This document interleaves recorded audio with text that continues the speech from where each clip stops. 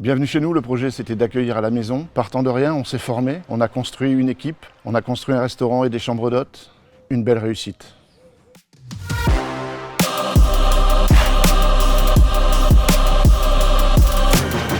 Le lieu bienvenu chez nous, c'était de garder l'identité d'une maison.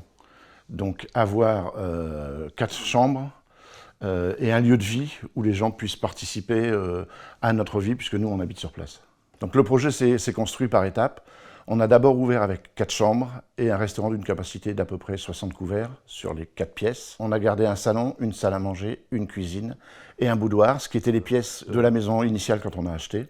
Et on a travaillé la décoration par pièce. Du coup, les gens réservent dans la salle à manger ou dans le salon ou dans la pièce boudoir en fonction de l'ambiance, en fonction du nombre de convives qu'ils sont.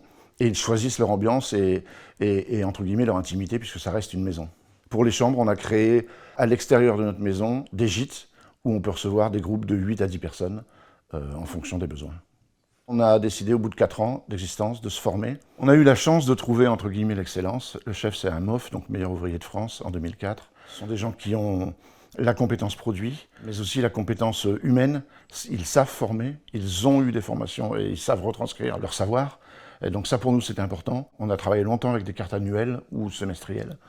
Le client a beaucoup évolué, le client veut du changement, veut pouvoir goûter des choses.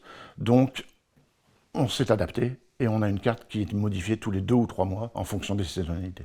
Quand on a fini notre formation tous les 3 mois, on a un shooting qui va nous construire l'identité visuelle des 3 mois de la carte. On peut être créateur d'entreprise sur un métier qu'on ne connaissait pas.